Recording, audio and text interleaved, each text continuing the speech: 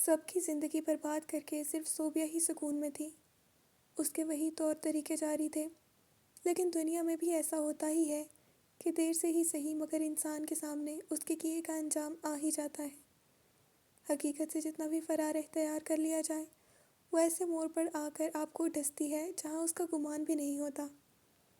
دو بچوں کے ساتھ وہ ویسے ہی سسرال آنا جانا لگا ہوا تھا جب ظہیر کے والد کا انتقال ہو گیا۔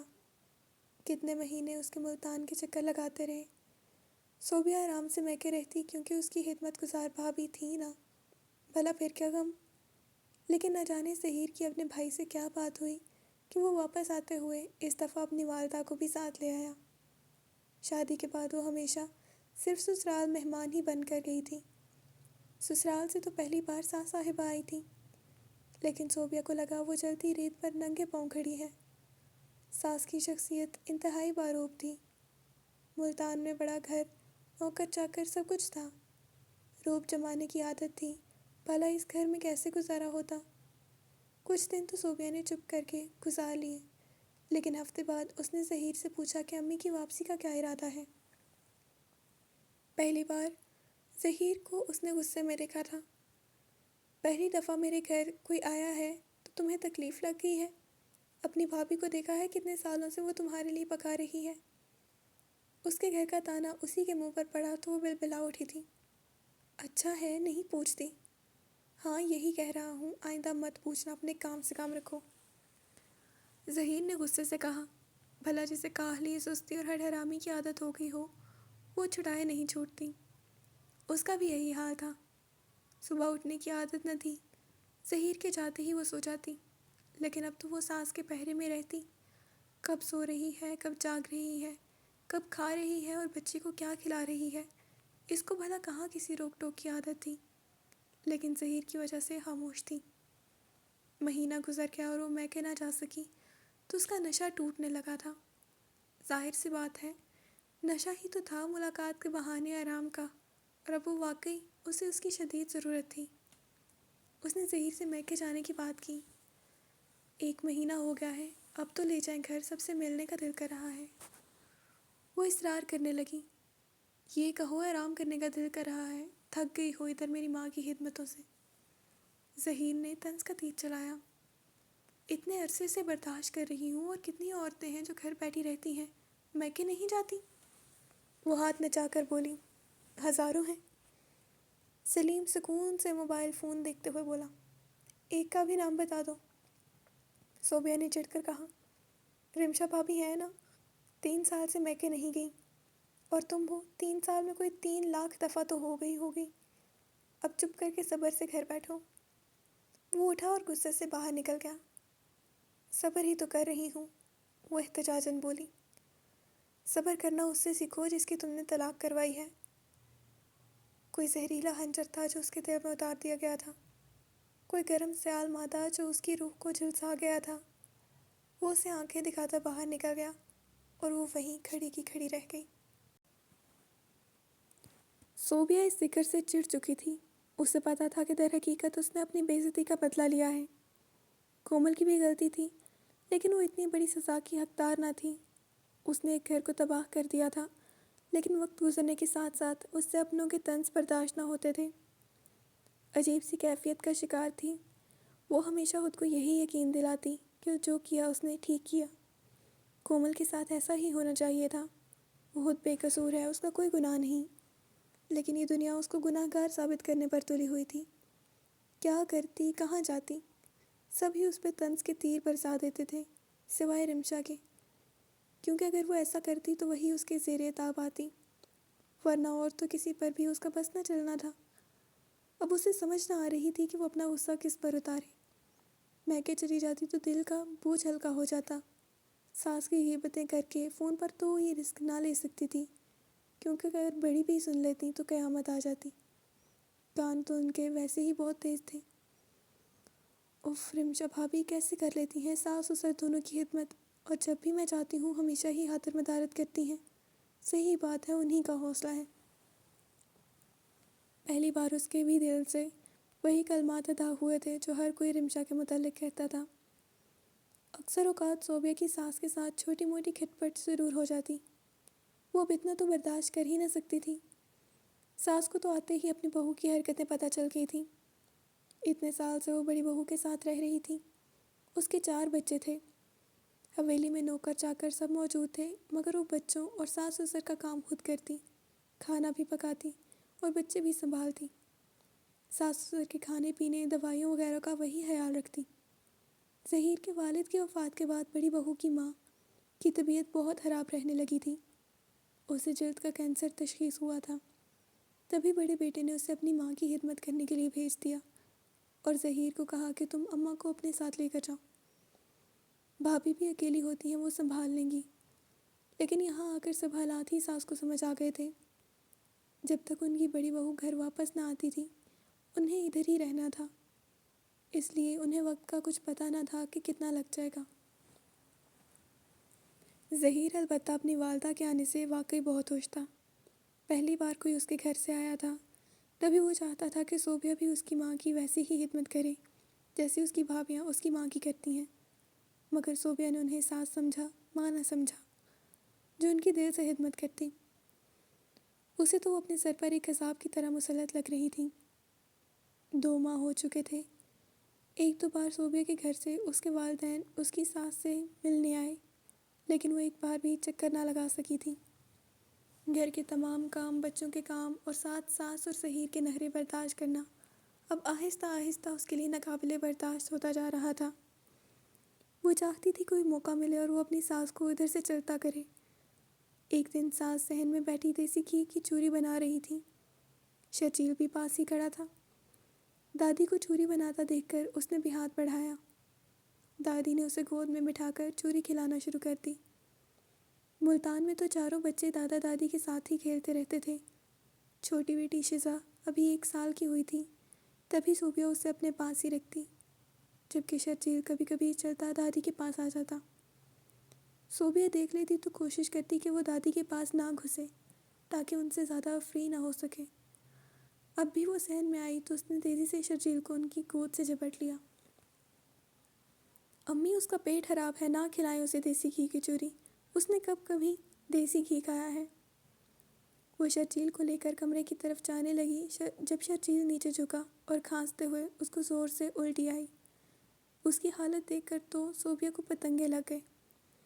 کہا تھا نہ کھلائیں، اب ہو گئی نا طبیعت خراب، وہ غصے سے بولی۔ بھائی مجھے تو نہیں پتا تھا، اس نے مانگی تو میں نے دے دی، وہ وضاحت دینے لگی۔ وہ زہر بھی مانگے گا، اب وہ بھی دے دینا، اس نے بھی دو بدو جواب دیا۔ اللہ نہ کرے میں کیوں اپنے پوتے کو زہر دوں۔ انہیں صوبیہ کا رویہ بہت زیادہ برا لگا تھا۔ بڑی بہو نے کبھی ان کو کسی بات پر پلٹ کر جواب نہ دیا تھا، البتہ وہ صوبیہ کو خاموشی سے اندر جاتا دیکھتی رہ گئی۔ آ جائیں ذرا ظہیر، میں بتاتی ہوں۔ ظہیر کے آنے تک 2 بار اور الٹی ہو چکی تھی۔ اس نے فون کر کے ظہیر کو اطلاع دے دی تھی تاکہ وہ گھر میں ہونے والی لڑائی کا سوچ کر آئے۔ صوبیہ نے تو سوچ لیا تھا کہ آج موقع اچھا ہے، یہ فیصلہ ہو کر رہے گا۔ ظہیر آیا تو سیدھا اپنی ماں کے پاس گیا۔ صوبیہ کے ڈرامے تو وہ شروع سے جانتا ہی تھا، لیکن جب سے اس نے کومل کو طلاق دلوائی تھی وہ اس کے دل سے ہی اتر گئی تھی۔ ظہیر کی امی نے ساری صورتحال بتا کر اپنی صفائی دینی چاہی۔ بیٹا، اگر مجھے ذرا سا بھی پتہ ہوتا کہ اسے الٹی ہو جائے گی تو میں اسے کبھی چوری نہ کھلاتی، ویسے بھی جب بچے نے ہاتھ پھیلایا تو میں اسے انکار نہ کر سکی۔ آخر کو وہ میرا پوتا ہے، میں کیوں اس کا برا چاہوں گی۔ بس امی، آپ کو کچھ بھی بولنے کی ضرورت نہیں ہے، میں جانتا ہوں مجھے کیا کرنا ہے۔ ظہیر کمرے میں آیا تو صوبیہ لڑنے کو تیار بیٹھی تھی۔ ہو آئے اپنی ماں کے پاس سے، بھر دی انہوں نے کان، وہ غصے سے چلائی۔ نہیں بھرے کان، بس اپنے دماغ کو جگہ پر رکھو، اگر نہیں رکھو گی تو خود پچھتاؤ گی۔ وہ تھکا ہوا آیا تھا اور مزید اس لڑائی کو بڑھانا نہیں چاہتا تھا۔ صوبیہ کا غصہ اس کے اعصاب پر بہت گراں گزر رہا تھا۔ صوبیہ اپنی یہ بات بھول چکی تھی کہ اس بار اس نے اپنی ساس سے بدتمیزی کی ہے، جو کہ اس کے شوہر کی ماں ہے، اس کے میکے والے نہیں کہ ہر بدتمیزی کو برداشت کر جائیں۔ پچھتا ہی رہی ہوں، وہ بولی۔ کس لیے پچھتا رہی ہو؟ کس چیز کی کمی ہوئی ہے تمہیں؟ 2 ماہ میری ماں کی خدمت کا کر لی، دماغ خراب ہو گیا ہے؟ رمشا کو دیکھا ہے جو پکا پکا کر دونوں ساس سسر کو بستر پر دیتی ہے۔ وہ بھی غصے سے گھرایا، رمشا رمشا رمشا، بند کریں اس کے گردان، بھابھی ہے وہ میری، کرتی ہے تو میں کیا کروں؟ اس نے بھی چلا کر جواب دیا، تم مجھ سے کچھ سیکھ لو، ادب، تمیز، لحاظ، سلیقہ۔ ہاں ہاں، سب خوبیاں میری بھابھیوں میں ہی ہیں، میں تو ہوں ہی بد سلیقہ۔ وہ اپنے حواسوں میں نہ تھی۔ اس کی چیخو پکار سے ساس بھی دروازے پر آ کھڑی ہوئی، مگر اندر جانے کی ہمت نہ ہو رہی تھی۔ دونوں بچے الگ سہمے پڑے تھے، بھابھیوں میں نہیں، بھابھی میں، دوسری کو تو تم نے طلاق دلوا کر چلتا کیا۔ ظہیر کے طنز نے اس کی دکھتی رگ کو چھیڑ دیا تھا۔ ہاں ہاں، دلوا دی طلاق تو کیا قیامت آ گئی، تھی ہی اسی قابل، میری بے عزتی کرتی تھی، مل گیا میری بے عزتی کا صلہ۔ صوبیہ نے تنک کر جواب دیا۔ اس کی ساس اس انکشاف پر چونک گئی تھی۔ تو تم بھی میری ماں کی بے عزتی کرتی ہو، دے دوں تمہیں بھی طلاق تاکہ تم بھی زمین پر آؤ۔ وہ بھی غصے سے بولا، لیکن صوبیہ اس وقت ہوش میں نہ تھی۔ وہ سمجھتی تھی ظہیر کبھی بھی اس کو چھوڑ نہیں سکتا۔ ایک طنزیہ مسکراہٹ اس کے چہرے پر ابھری۔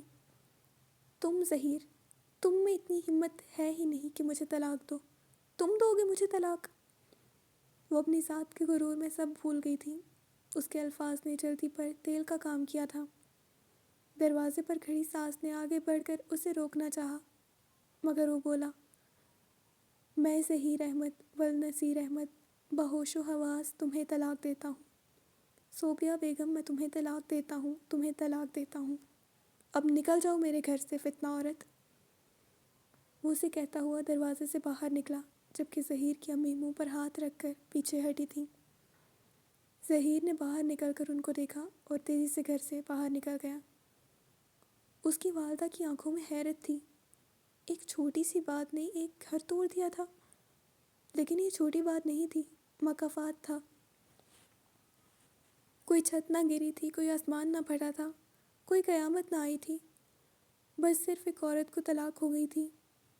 دوسروں کے لیے گڑھا کھودنے والے کیوں بھول جاتے ہیں کہ اس گڑھے میں وہ خود بھی گر سکتے ہیں؟ وہ سکتے کسی کیفیت میں تھی۔ کچھ ہوش میں آئی تو اس نے دہاڑے مار مار کر رونا شروع کر دیا۔ زمین پر بیٹھ کر روتے آج اسے دو باتوں پر رونا آ رہا تھا، ایک اپنی طلاق پر اور دوسرا اپنے کیے پر۔ کتنے عرصے خود کو سمجھایا کہ وہ صحیح تھی اور کومل ہی غلط تھی، لیکن اگر وہ غلط ہوتی تو آج صوبیہ کا کیا اس کے سامنے نہ آتا، اس کا حساب دنیا میں ہی بے باک نہ ہوتا، اس کا پردہ دنیا میں ہی چاک نہ ہوتا۔ امی، میرا دل کرتا ہے میں اتنا روؤں کہ میرے اندر کا سارا درد، سارا غم سیلاب بن کر بہہ جائے۔ مجھے سمجھ میں نہیں آتی میں نے ایسا کیوں کیا، مجھے کسی نے روکا کیوں نہیں؟ وہ دہاڑے مار مار کر رو رہی تھی۔ اس کی امی کچھ نہ بول سکیں، بس اس کو تسلی ہی دیتی رہی۔ وہ بھی کیا کرتی، اپنے گناہوں کا بوجھ، اپنے گناہوں کی گٹھڑی تو خود ہی اٹھانی پڑتی ہے، دوسرا تو کبھی آپ کا بوجھ نہیں اٹھاتا، خصوصاً گناہوں کا، وہ تو کوئی اٹھا ہی نہیں سکتا۔ وہ جب سے آئی تھی بس روئے جا رہی تھی، کسی نے بھی نہ سوچا تھا کہ اس کا کیا اتنا جلد اس کے سامنے آ جائے گا۔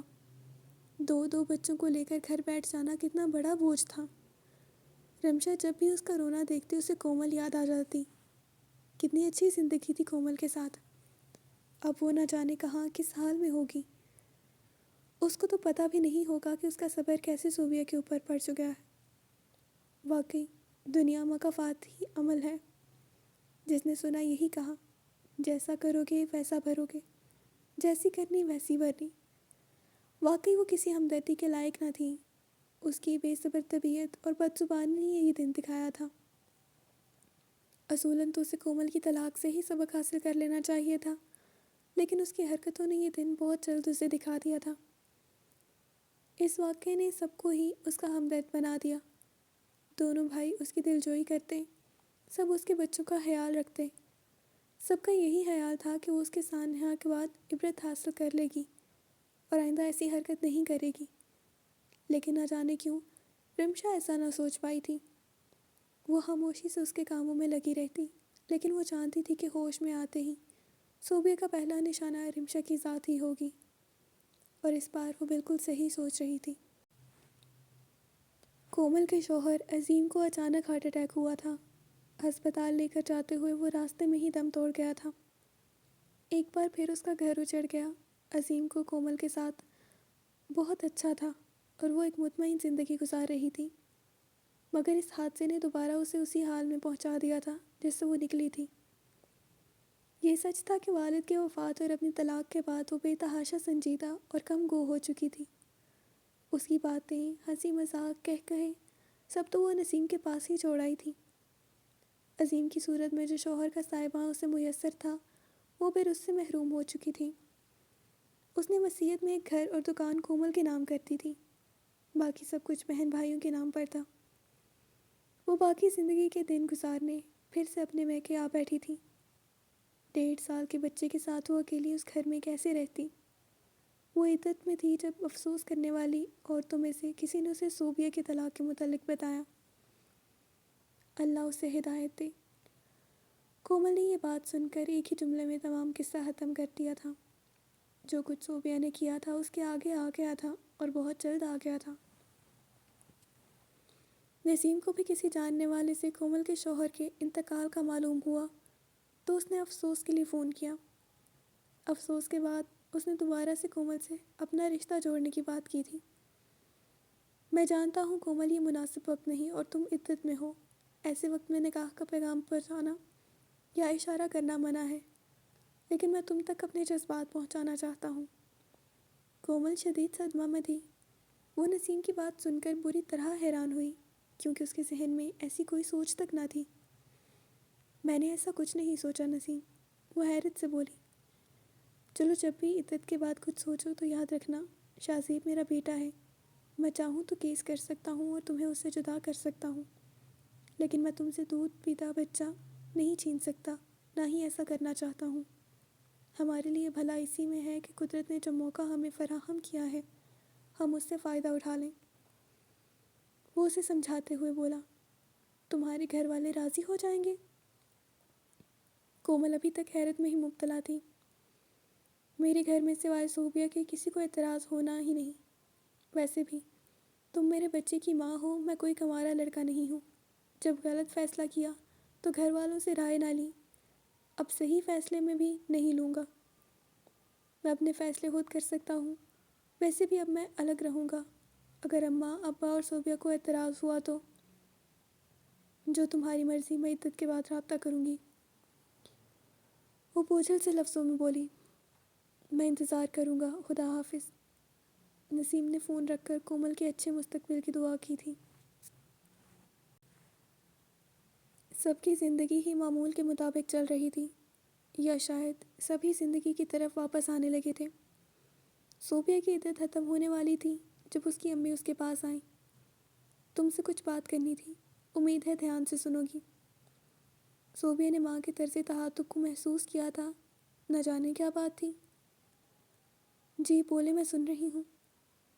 پہلے تو یہ بتاؤ کہ آگے کا کیا ارادہ ہے؟ امی نے سنجیدگی سے پوچھا۔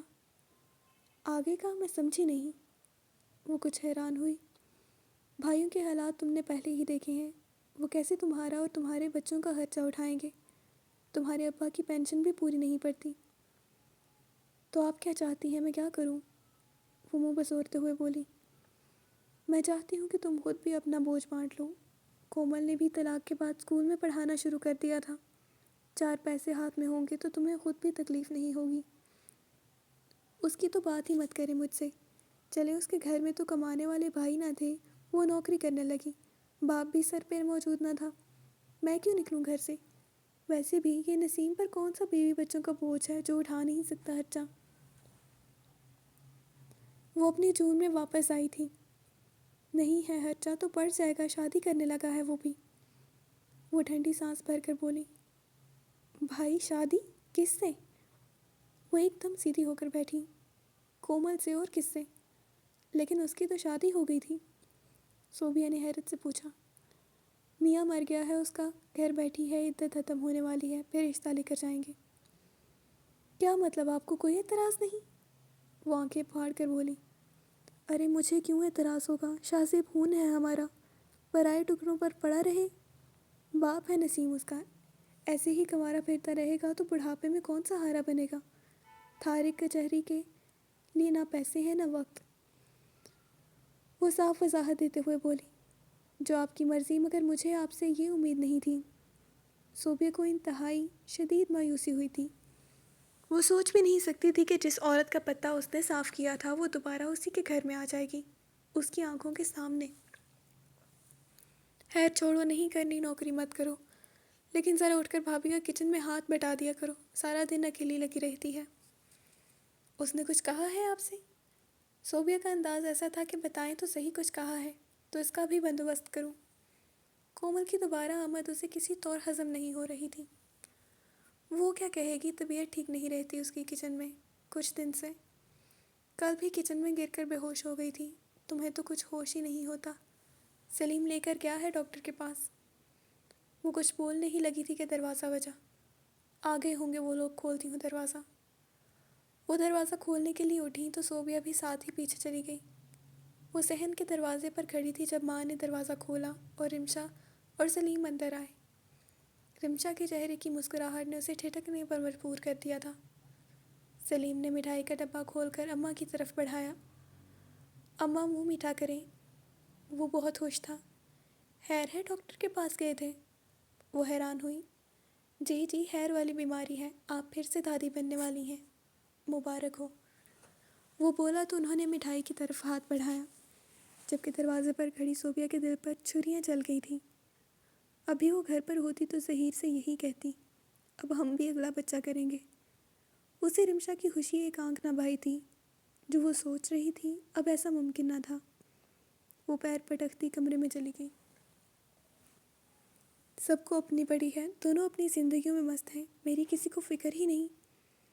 وہ مسلسل غصے میں بڑبڑاتی رہی، مگر وہاں تھا کون جو سنتا؟ بقیہ اگلی قسط میں۔ تب تک کے لیے ریڈر ہادیہ کو دیجیے اجازت۔